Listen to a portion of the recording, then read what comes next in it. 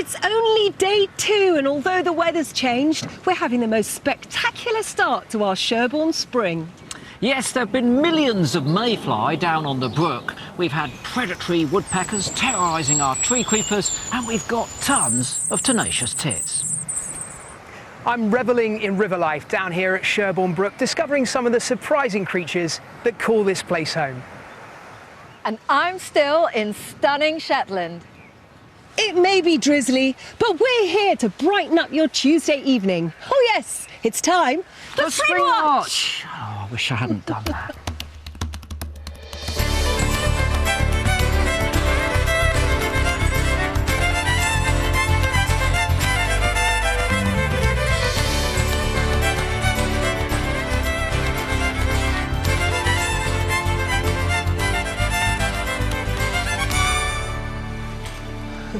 Yes, hello and welcome to Springwatch 2018. It's our second programme coming to you live from the National Trust Sherborne Park Estate here in Gloucester. Our mission, as yesterday, is to bring you the very best of British wildlife. Unfortunately not on an evening with the very best of British weather.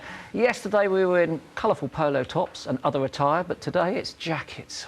This jacket's on. But we're not going to allow this to dampen our ardour at all. I struggled with that one, didn't I? Dampen our ardour. It was a brave attempt. I got it out. At all, because we think we've got a great show for you tonight. Lots of new nests, actually. And let's see what's been happening overnight. Let's start off with the badgers. We saw a lot of the badgers yesterday, and in particular, the Mark Almond set. That's what we've named one of the badgers. That isn't Mark, that's another adult, doing a lot of excavating.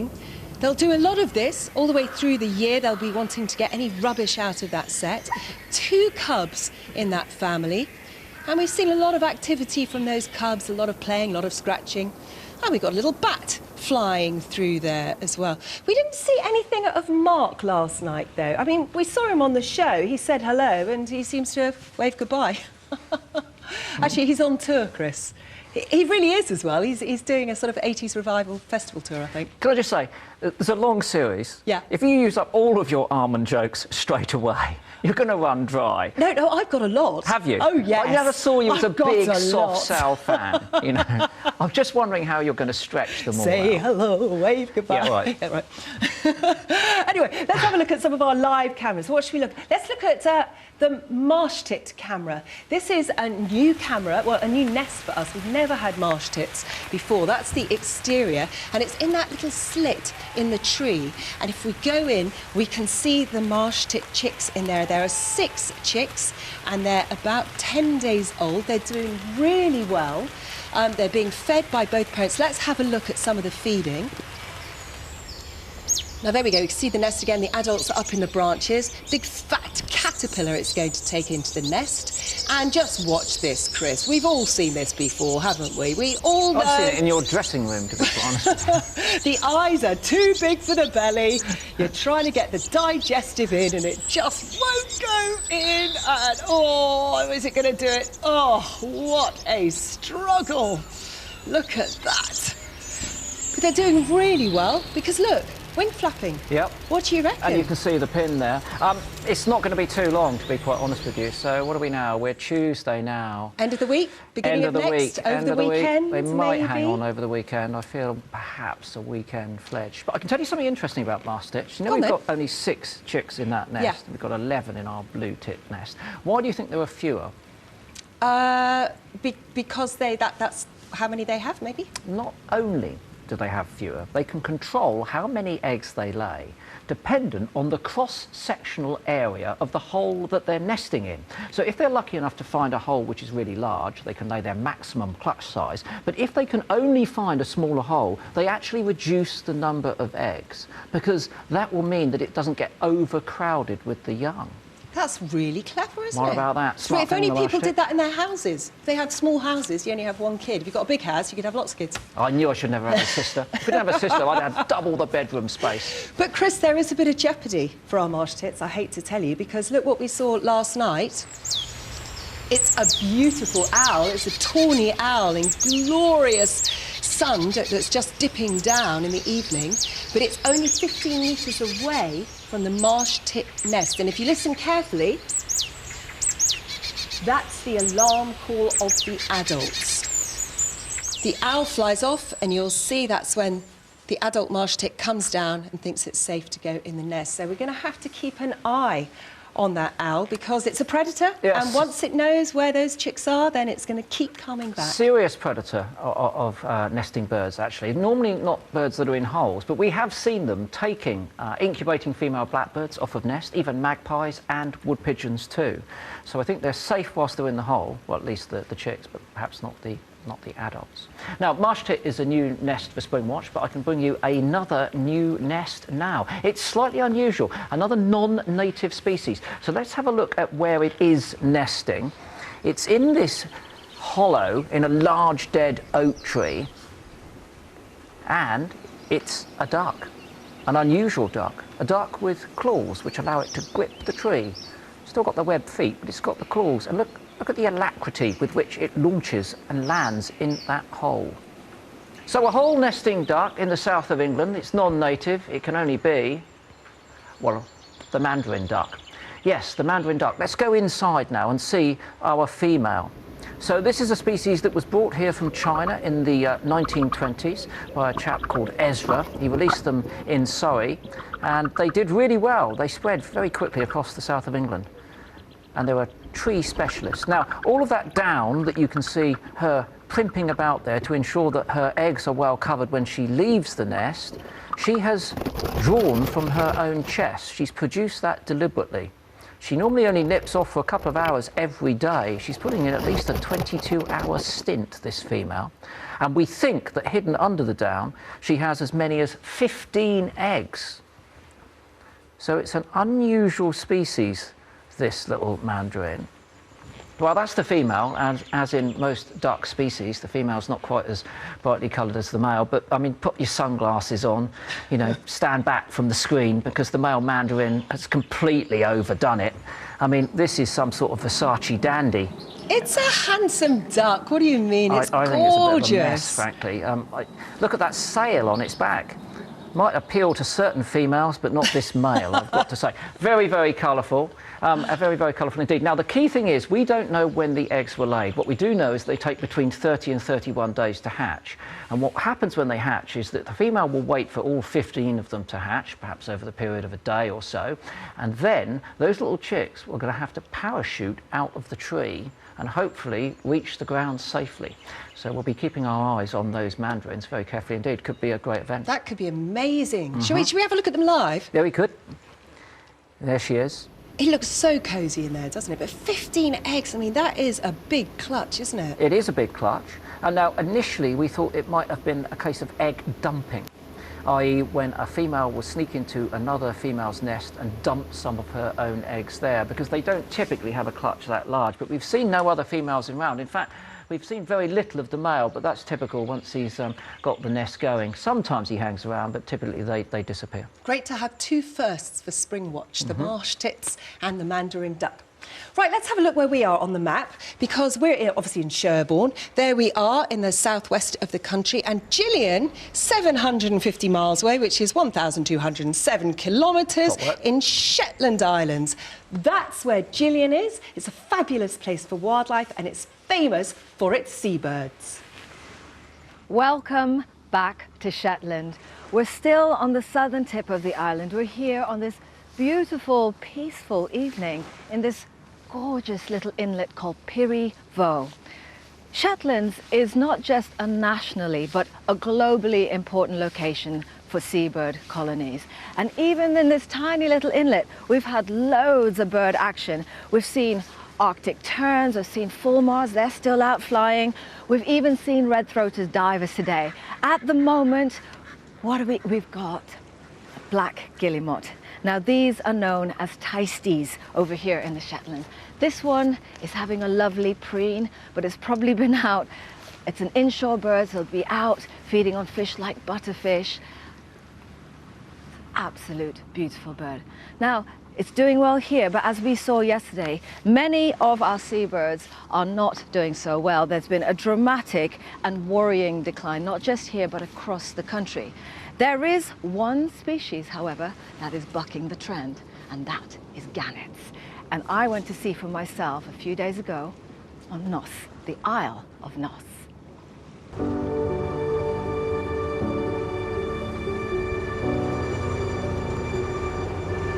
This is just epic. The sky is literally full of gannets. I cannot believe the number of birds. Absolutely extraordinary. The smell, it's not altogether unpleasant, very fishy. You look, every single available space is occupied. If there's not a bird there, it means they can't nest. On the last count, there were 12,000 birds, and every time they do a count here, the numbers are going up. And when you see them in the air, you understand why. These birds are incredible flyers. They will travel 200 miles away from here if they have to find food. And when they find it, they put on quite a show. Whoa, there we go. They are so quick off the mark. Whoa! I would love to be able to do that. They're like these perfect javelins spearing their way through the water. They tuck their wings up just at the point they're about to hit the water. That locks their spine and helps them stay rigid as they hit the water. So they really are like an arrow. I just had to take a closer look.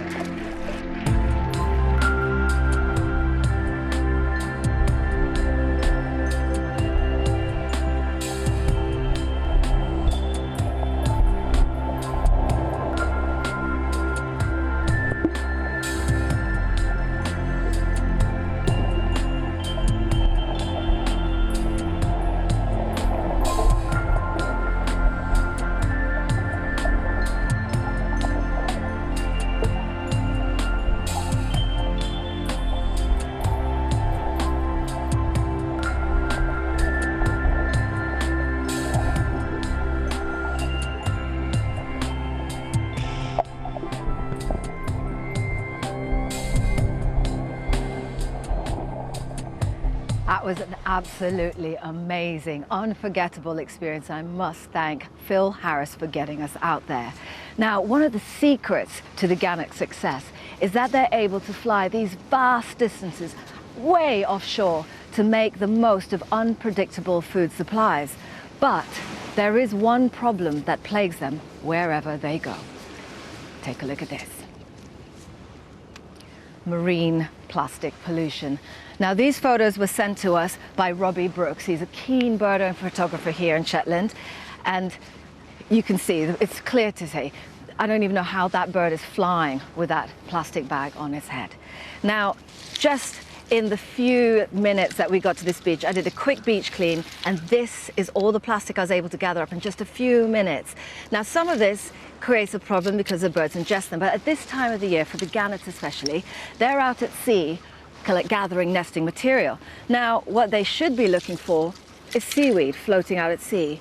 But as you can see with this piece here, this nylon rope gets tangled up, and when they get entangled in this, it's really tragic, devastating effects. Now, I have to warn you that this could be a slightly distressing image for some of you.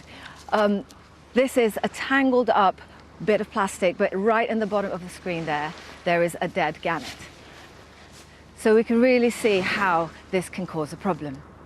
Now, scientist Nina O'Hanlon of the University of the Highlands and Islands is trying to get a measure of the scale of the problem. And one of the things she's trying to find out, she's trying to answer 3 questions. How many nests, gannet nests, contain plastic? What percentage of the nests are made up of plastic, and what type of plastic is it? Now, this is where you come in.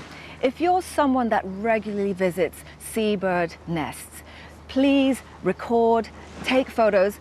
Remember, stay safe.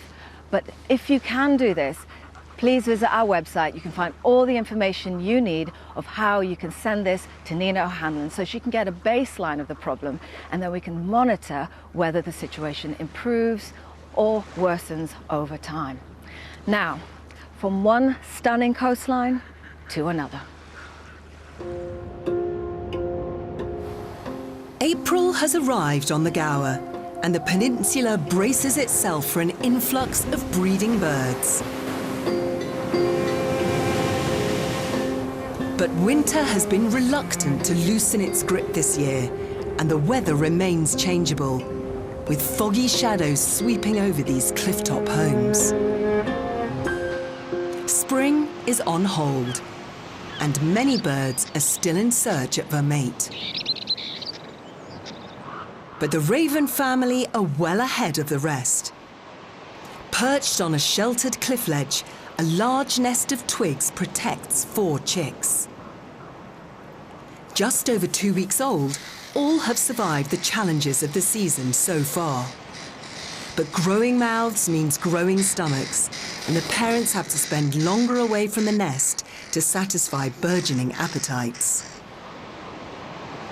And they have a new tactic.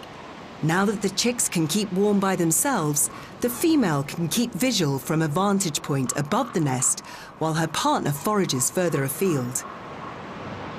Soon, even she will have to start foraging for them as well.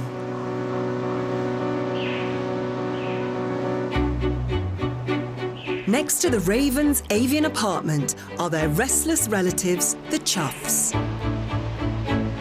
After more than 100 years of absence, they returned to breed on the Gower in 1990. Since that welcome return, their numbers have steadily built along this craggy coastline. There are several birds visiting the Raven Gully, but still no signs of nest building. Instead, they seem to spend their time reveling in flight, their broad, slotted wings providing superb stability in a skyborne symphony.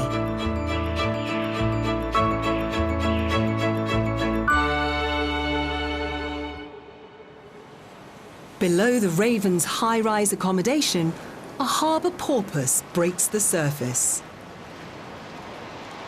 drawing attention to the foreshore where an unobtrusive rock pipit plies its trade.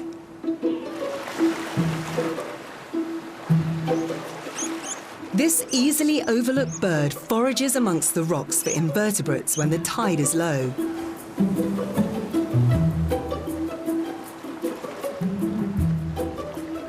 But it's not only food that's on the male's mind. He's also looking to impress.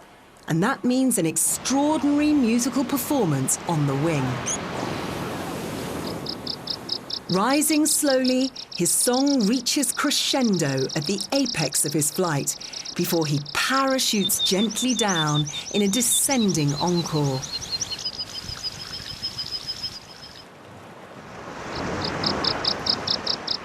It's a stunning visual and auditory display, advertising his strength and prowess to any females and warning other males that this bit of shore is taken. Back near the raven nest, some other unruly relatives are causing a commotion. A pair of crows have taken exception to their larger corvid cousins.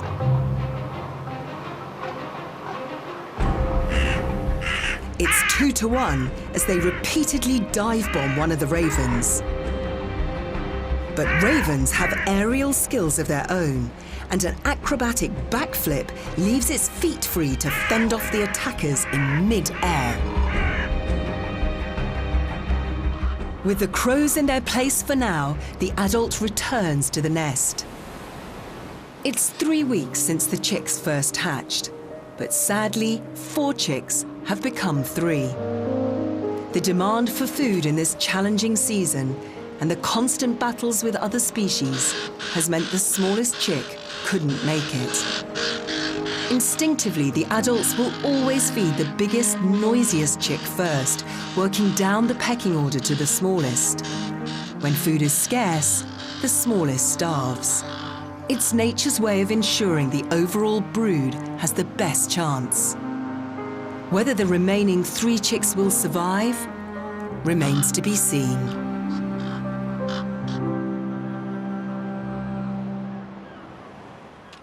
It's always sad, isn't it, when one chick dies, but that's what happens if there's not enough food around. And 3 is pretty good, isn't it? 3 is pretty good. That's the average for a raven, actually. So they're on target at the moment. And they're still doing really well. They're bringing in up to 70 feeds a day. That's a lot. Can't match the blue tits, but for a much larger bird, they're doing a great job. And one unusual thing about ravens is that they are one of only 2 species of birds which sometimes begins to nest, lay eggs, in the winter time in the UK, crossbills being the other. Now, they typically lay in early February, but they will do it in January or sometimes even December. So how do they manage to pull this off? Well, firstly, they're sedentary. They have a territory, and in the UK, they stay on that territory throughout the course of the year. So they don't have to set up a territory and build a nest. There's one already there. They can fix it up. The other thing is they're monogamous. They stick together in pairs throughout the course of that time, so they don't have to find a mate, court that mate, go through all that rigmarole before they start laying their eggs. And the other key thing is their winter food, because ravens are very resourceful. They can eat a great range of things, but in the winter they help themselves to a lot of natural carrion. So there's plenty of deer like this, and there's plenty of sheep for them to eat. So unlike many other birds that suffer through the winter time, because the mammals are suffering, the ravens prosper. And this means that the females in particular can go into that early breeding period in good condition, capable of laying those eggs, incubating them and looking after the young. So the late spring definitely hasn't affected the ravens, but what we've noticed here is that it's really affected the raptors. And if you remember last year, we had a festival of raptors. We were following all sorts of birds of prey. I mean, this was the buzzard. If you remember the buzzard, it had 1 chick. This time last year was 2.5 weeks old. There it is with a nice bit of worm spaghetti. And here on Sherborne, Chris, last year they had 17 nests, 14 were successful. This year, there's only 3 nests, only 1 has hatched. The other 2 have just got eggs on. So that's a massive difference. 17 last year. 17 to 3. 3 this year. Way behind. And the same with the barn owls. If you remember this time last year, we were following a barn owl nest in the barn. They had 3 chicks this time last year. They were all different ages, 9 days old, 4 days old, and 1 day old. This year, this is what we see. Still on eggs. And in fact, there's only 1 pair that are on eggs. Last year, I think there were 4 pairs that successfully hatched their eggs. So it's a big difference. And I guess, particularly for the barn owls, they just weren't healthy enough to be able to actually produce eggs when the spring finally came. They're so late. I mean, when you think about it, if that chick was 9 days old and they've got an incubation time of 31 days, that's almost 40 days late this year. So there were 2 things here. Firstly, why were they late and what are the repercussions going to be? Well, you're right. They're late because the females aren't in good condition. They got through the winter, everything was going fine. They were probably putting on body mass, which is basically what they need to do. And then all of a sudden, we had all of that snow. The ground froze. They weren't able to access those voles, and all the condition that they'd put on ready to start breeding dropped off. And it's only now that they've got that condition back up to the level where they're capable of producing those eggs. It's not just about the females, the males too. Sometimes the female can be sat on eggs, but if the male's not provisioning her with enough food because he's not fit enough, then she'll desert those eggs as well. So the repercussions, well, barn owls, we know they need to double brood. And basically, if they start an early brood in the spring, they can then follow on with a later brood in the summer. And this will mean that there's enough youngsters to get through the winter to replace themselves in the population. So there's no doubt at the moment, if this trend continues and it's countrywide, that our barn owls are going to be having a pretty bad year. Unfortunately, it's already looking bad for the barn owls with the research that's been done. But, you know, that's late nesting. What about late arrivals? We said yesterday that swallows in particular, 65 days late. The first one was seen the 1st of April. But we want to know about 3 other particular birds, and we want to know what you've seen. These are the birds you've got to look out for. Got to look out for house martins, house martins, swifts and cuckoos. And we want to know, have you seen them arrive early? Have you seen them arrive late? Or have they not arrived at all? And what we want to sort of get is a picture of around the country, whether these birds have actually come in or not. And then I feel a graph might come on. I feel statistical representation. We've had none so far. I mean, I think we definitely need that. And we're already getting reports that people are missing their house martins this year, so do send those in. Use the hashtag Springwatch and send them to Twitter, Instagram, Facebook, or even go on the website. Let's join our guest presenter now, Steve Backshall. Last night, you'll know he was down on the Sherborne Brook. In fact, he was underwater, I'm very pleased to say today. He's a little bit higher and a little bit drier. Steve. Well, I'm not that much drier. It's hammering down here.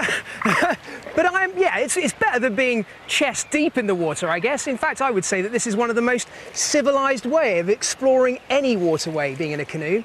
You're slow, you're quiet, you're eye to eye with all the wildlife, and most of it just tends to totally ignore you. So I kind of feel like this should be in every single naturalist's toolkit.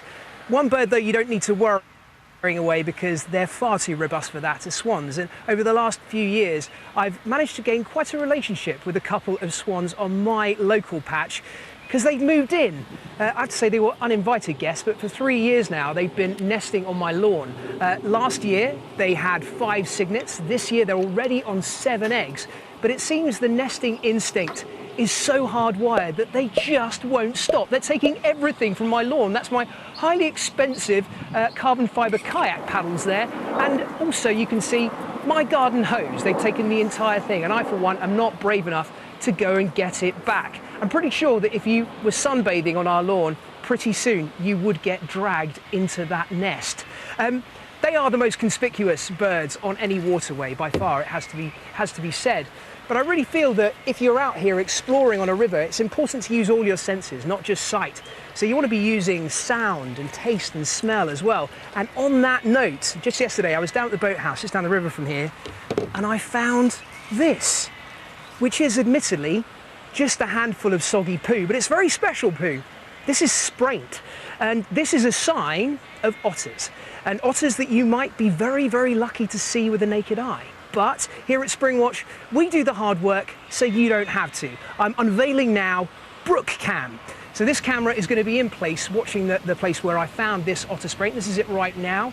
Nothing there now, but in the middle of the night, 2:30 in the morning, this is what Brook Cam managed to spot. The distinctive shape of one of our best loved mammals, the otter. And on a different night, another shot, fleeting admittedly, but this is an otter. Who knows what we might see over the next few weeks on this camera. It could be something as special as this, look. It's a rat, and not Ratty the water vole. It is just a rat, a brown rat.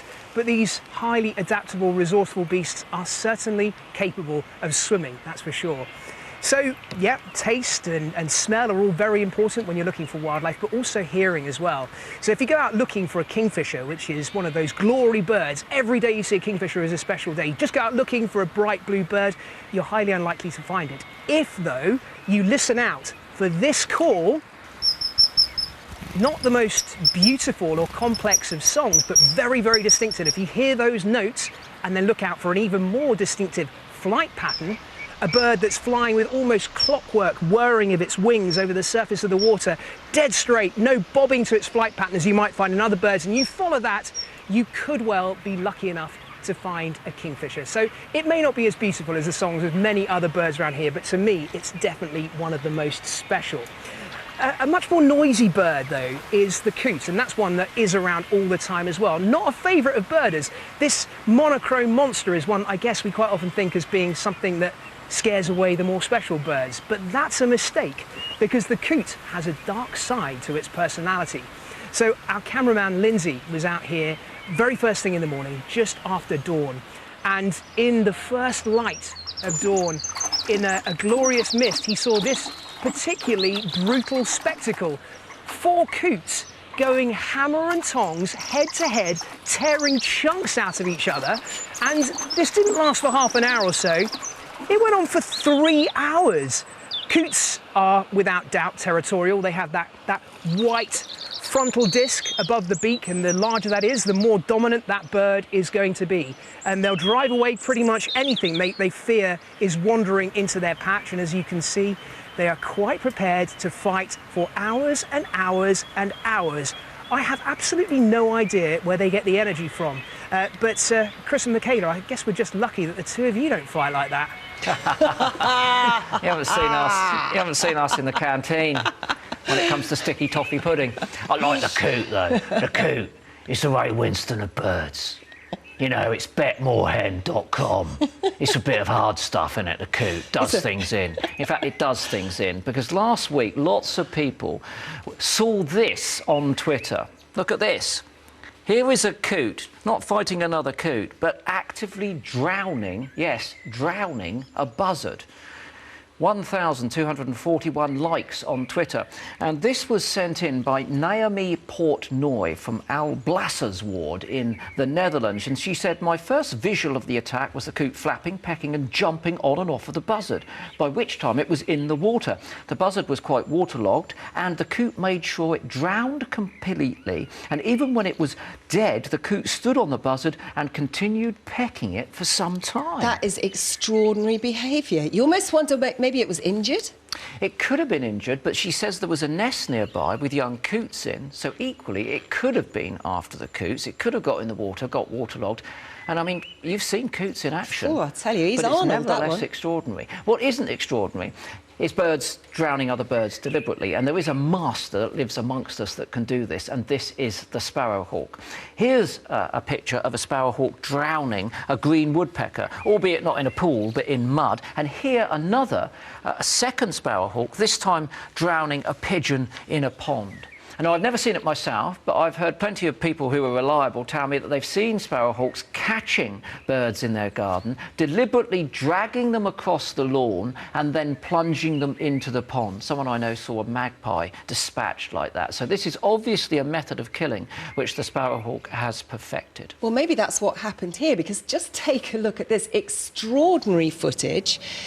This is someone's pond, and that is a sparrowhawk trying to drown a pigeon, and that's exactly what maybe they did. Maybe they dragged the pigeon to that pond, and funny enough, this was a wildlife pond made to attract the wildlife. I'm not quite sure she expected to attract this sort of wildlife, sent in by Ronnie Bastone-Giles, and this was filmed in Epsom. So you can see it's still trying to drown that pigeon. It's a bit of a wobbly camera. She's not very steady with her camera work, but look what comes in. A fox comes in. The sparrowhawk flies off and leaves that pigeon, which now looks pretty dead in the water, to the fox. Which minces about It's for a quite bit long of a time. wussy fox, Doesn't want to isn't get it? its feet wet. My dog's a bit like that. Takes out the pigeon and says, thank you very much, I'll have that. I mean, Chris, imagine that going on in your back garden. Oh, I know. You've got a sparrowhawk predating Yeah. a pigeon, and then you've got a beautiful fox coming in. I mean, that's amazing. OK, but imagine this. Imagine you're in Scotland and it's snowing and a sparrowhawk swoops in, takes a male bullfinch, then tries to drown it in the pond, and a pine marten comes in. Well, imagine this. You've got a pond, you've got an orca in it, and it just comes up and it takes a seal out of your pond. Yeah, Moving maybe on. I've gone a bit far. I mean, mine was Step vaguely too far. realistic. Pine marten, sparrowhawk, bullfinch. Foxes are one of my favourite animals, and therefore when I photograph them it's a really hard job. You're trying to replicate the beauty of that animal, the passion that you feel for it. It's quite a tough thing to do. But I met a young man in 2016 who achieved that. Kyle Moore took this absolutely fantastic picture of a fox, and there you can see Carl and I at the Young Photographer Awards, him receiving his award, and here is the photograph that he's got. Now, I love this photograph. I love the way he's done a long exposure to show the buildings behind, and then he's flash lit the fox. You've got its head lit brilliantly there, and the reflection in the puddle. It's a stonking photograph, isn't it? It's unusual. It almost looks ghostly, doesn't it, where you can see through the Ghost fox. of a fox. It's absolutely brilliant, I've got to say. And I'm very pleased to say that Kyle has continued his photography, and he's continued to focus on his favourite subject. So my name's Carl Moore and I'm a professional wildlife and nature photographer. My passion for natural history ignited at a very young age, as far back as I can remember. At the time I would sort of head down to my local nature reserve and try to photograph the barn owls, water in the marshlands. Photography for me is a real sort of almost like an eye-opener. Lots of people don't even realise what's on their doorstep, certainly in the cities. In the early days, I sort of tried to photograph a lot of species at night because it's such a niche area of, wildlife photography. And that's where my real passion lies nowadays. It just adds a whole new dimension to the image. My favourite thing to photograph after dark is foxes, because that's, it's their time. I just love the way they sort of not only live in their sort of urban surroundings, but also thrive. So this particular location is a really sort of good spot for urban foxes. Just behind us is a sort of main train line, and that's a real sort of highway for foxes in the towns and cities.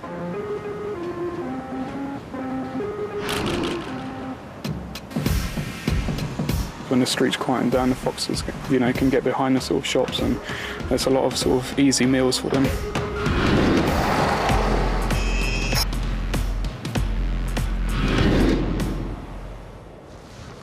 Three years ago, I actually found a family of foxes, so I sort of learnt that the cemetery was their sort of first port of call after darkness. When I first started working the cemetery foxes, I could get nowhere near the individuals. But photographing them every single night over many seasons, you gain their trust, and it allows you to get that much closer to the foxes. At present, there's a dog fox, a vixen, and last year's female cubs. So with these particular family of foxes, they allow me to, follow them throughout the night, following their natural behaviours.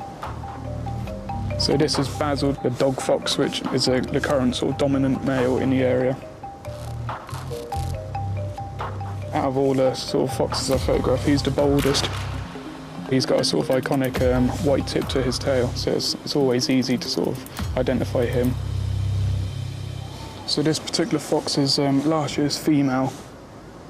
So this will probably be her last summer in the area, so it's her second year now. She'll hang around this year to help the current vixen with this year's young. And then next year, when she becomes sexually mature, she'll be dispersed out of the area, hopefully to raise a family herself. She's got a lot of sort of cheeky character in her. Often when the dog fox and the vixen is here, she sort of goes up and nips their tails, basically, which is a sign of sort of asking them for food, even though she's fully independent at this age. The most surprising thing that I've sort of discovered is just how loving they are towards one another. Quite often I'd sort of observe them just, preening each other and playing in the long grass. And that is a real lovely sight to see. Spring's a really good time of year to photograph foxes. I've been photographing foxes throughout the seasons. And spring is, it's the final season. At the moment in the cemetery, there's lots of sort of spring flowers like crocuses, bluebells, that sort of stuff. It's looking really sort of amazing. It's always a great feeling after working many weeks on one particular image to finally capture it. But again, I think there's always improvements you can take. Picture's never perfect. Working with the same family over sort of, many seasons, you do get emotionally attached to them, and I'd love to continue following them for a further sort of season, just see this year's cubs. It's a real nice feeling to have this animal trust you and allow you into their world. Top work. It's good, isn't it? I love the photos in the cemetery. I really like Yeah, those. they're not just photos. They've got a real style to them. The way that they're sort of slightly overlit, but you can still see the background. They're really, really classy. But there is one thing. Did you notice this photograph? Look, see this one here? Right, you see that photo? Yeah, That's it's good, one that. of Carl's. I like that. Right, now look at Yeah. this one. Look at this one. Right. See the one on the left there? Yeah. I took that in 1983. So what are you trying to say? That he copied Saying you? he's ripped me off. Can I just point something out? 1983, Yeah. he's 20 years old. Wasn't even born then. Wasn't even born. He's a youngster. No, okay. So he didn't, I don't think he ripped you off. I think he just had the same idea to Yeah. take a picture of Yeah. a load of old rubbish. Okay, yeah. No offence, because it was a load of old It rubbish. is in a plastic dustbin, though. Mine was a nice rusty one. Of course it It's in the would be. detail, Of Carl. course It's it in the would be. detail. Moving on. Let's go back to Steve in the rain, finding out about the wondery, watery world of Sherborne. Yes, I guess I'm trying to focus on the surprising and secretive animals found here on Sherborne Brook, and you don't get any more secretive than snakes. I seem to be spending the majority of my adult life looking for snakes and only a tiny percentage of time actually finding them, but they are here and we have proof of it because this photo was sent in by local villager Moira Yip. It's of a grass snake and it was taken right behind me here in these reeds. And why not? I mean, this is a perfect place to find grass snakes. They're very adaptable. They're a lowland species, but they're found in a whole array of different places. The one thing is they are bound to water. We've got some fantastic images here of a grass snake moving through boggy, marshy terrain. And look at that sinuous, serpentine, slithering movement, very similar to the way that they move across the surface of the water if they're swimming, except then all you would see would be the periscope of their head jutting out from the water and the wake they would leave behind as they move. And the real reason that they're so bound to this habitat is their diet. So a recent study here in England found that 63% of the diet of grass snakes was made up of frogs. The rest was made up of mammals, small birds, and occasionally of fish. So the fate of these two animals is inextricably intertwined.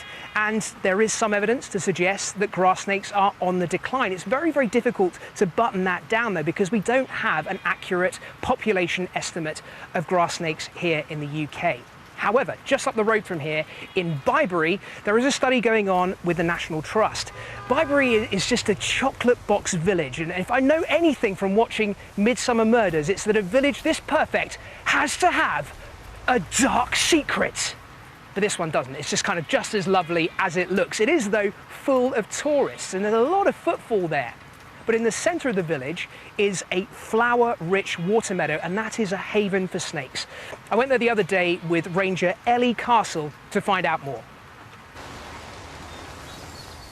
How long have you been studying grass snakes here? So I started back in November last year. So this is my first year really getting stuck into some snake monitoring, which I'm really enjoying. It's such a great feeling to find a grass snake. So I've got some quite nice pictures from snakes I've seen around here. You just spot those little yellow eyes.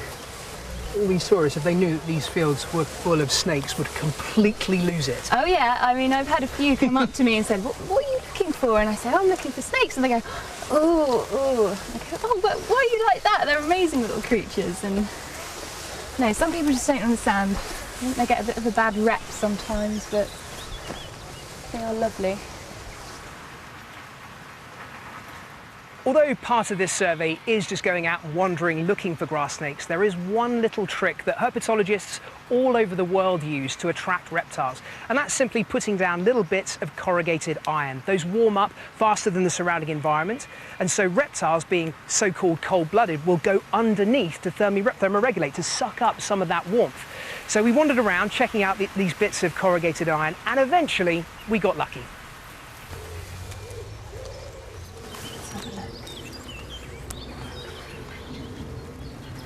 Ah, So we have tiny a little one. tiny juvenile. Look at that. Wow.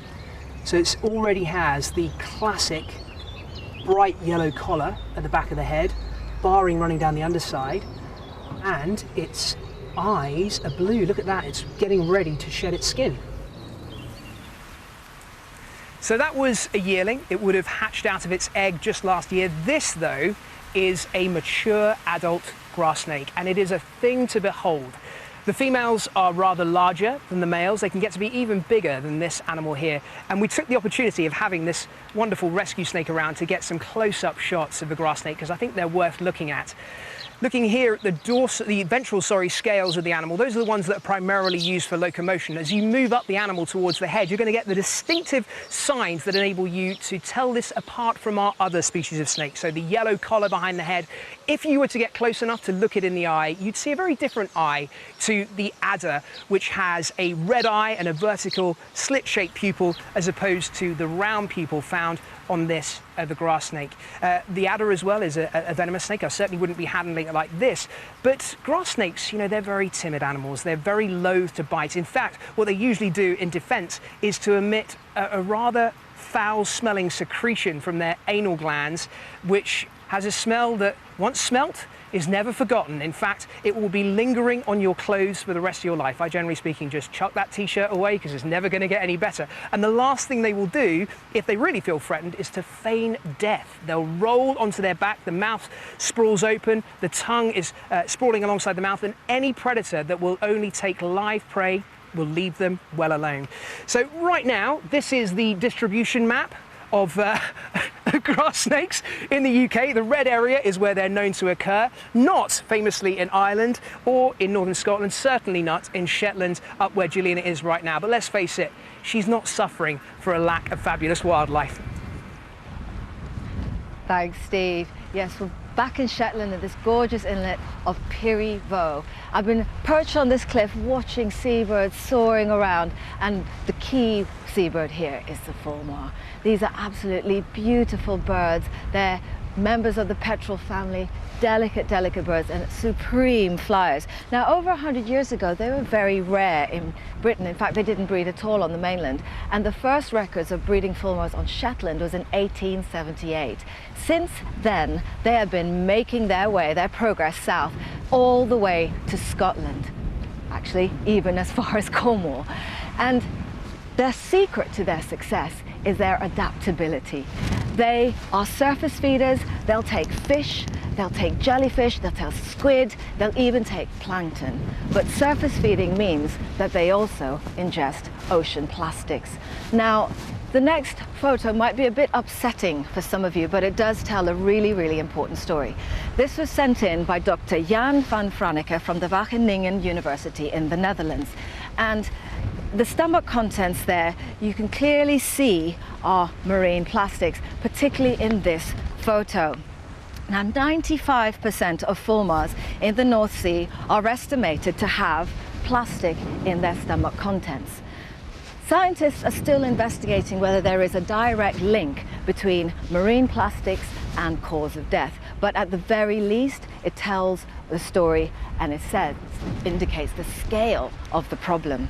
Now, we are waking up to the problem of marine plastics, but here on Shetland, as much as 30 years ago, the locals here were rolling up their sleeves and doing something about it. Today we're doing the boat ride-up at the Burwick Beach. The boat ride-up is Shetland dialect for spring clean. This year we had 240 groups, over 4,500 volunteers come out to all our dials, all inhabited dials is cleaned up. And this beach is one of the dirtiest ones we clean. We normally pick up somewhere around 2 to 2.5 tonnes of litter off this beach every year. It started in 1988, I think a couple of hundred volunteers. It very quickly grew, and now we have over 15% of our population takes part every year. Plastics is always by far the biggest kind of amount of stuff that we pick up. Every group reports plastics being their major thing that they pick up. In fact, some beaches, people are only finding plastics, nothing else.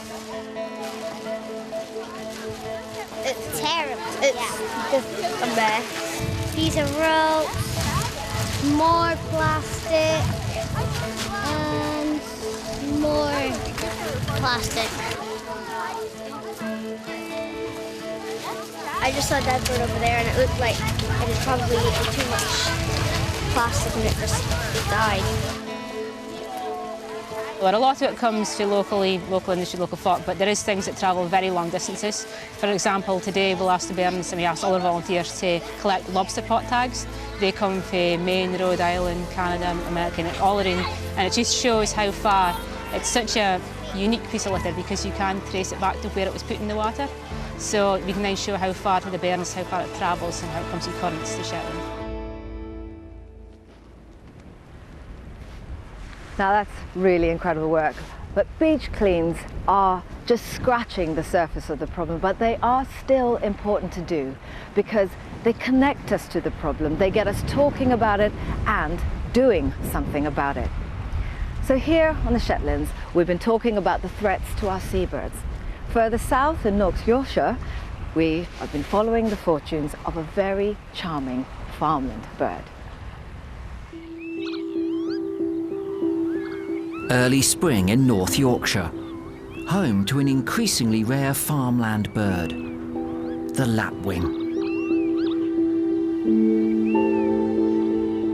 It's the start of the mating season, and the males have already begun their spectacular song flights, soaring over contested territories.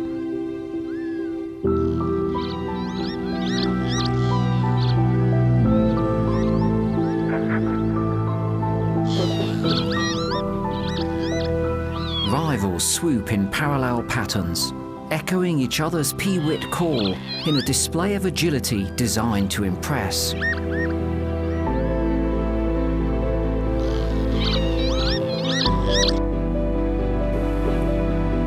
This North Yorkshire location offers a choice of nesting sites.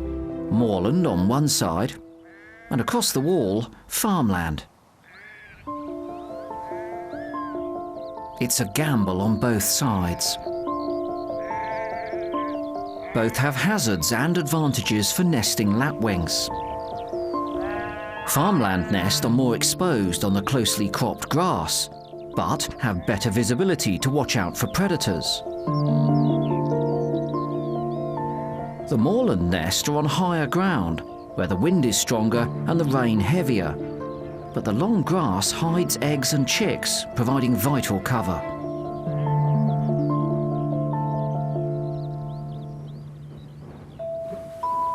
This male has gone for the moorland territory. He flies low, beating his wings with loud whooshing sounds to signal his territorial claim. Then it's a speedy descent to the ground.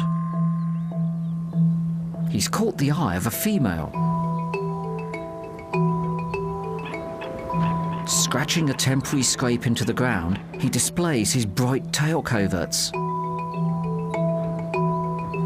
An interruption from a rival male is soon seen off. And he's definitely impressed the female. She's ready to mate.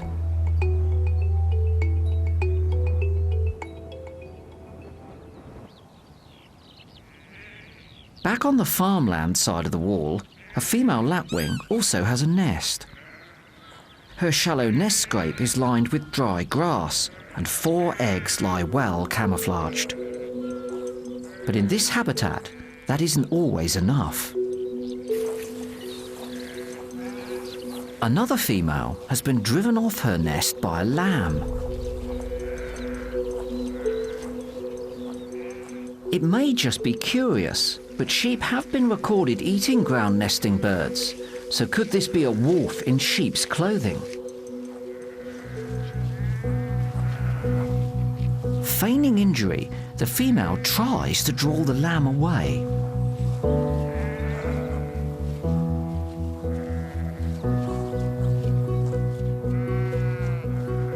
But to no avail. Despite her efforts, the lamb finds the nest. Once it finally retreats, the female is left to remove a broken egg.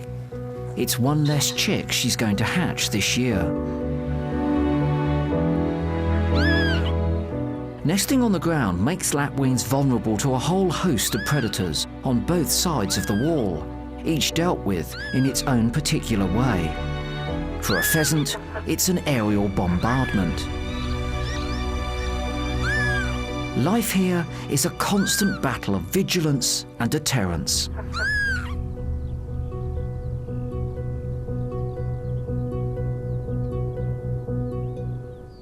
Three weeks have passed, and there's finally movement on the farmland.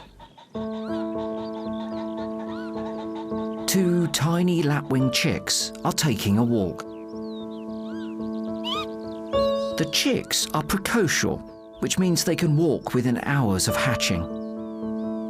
And for these chicks, there's a move afoot, from the exposed nest site to the field margins, where the longer grass provides more cover. Here in North Yorkshire, the lapwing population is doing relatively well. But across the UK, lapwing numbers have declined drastically in recent years, with changes in land use and farming practices putting their breeding habitats under threat.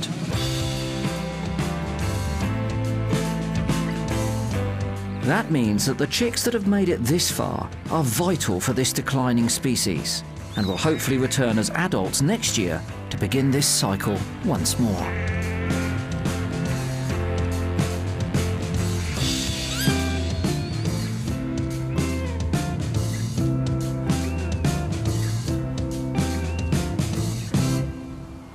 Nice to see the lapwing there, but what about being trampled by the sheep? And as I mentioned in the film, sheep actually eating wading birds, something we may not have heard of before. But recently, the RSPB and the University of East Anglia have recorded this. This is a curlew's nest in the Brecklands. And you can see the curlews there incubating her eggs. This is the head of a sheep that comes in. And you'll see that after a bit of persistence, the sheep manages to push the curlew off of its nest. Now, you may think it's just being curious and wondering what the curlew's doing. But look, as soon as the curlew's gone, the sheep is head down and it eats the curlew's eggs. And they've witnessed this on a couple of occasions. Sometimes the curlews have managed to keep the sheep away, but on this occasion they didn't. It's extraordinary behaviour, but it's not just sheep that are doing it, because the BTO worked with the University of East Anglia in 2008 and they witnessed this. Now, this fabulous little bird is a nightjar, ground nesting bird. It's on eggs, and you can see it can see a predator, and it's doing that broken wing display, trying to get rid of the predator. What's the predator? It's a fallow deer. So the fallow deer is sniffing out that nest, and eventually it eats the egg.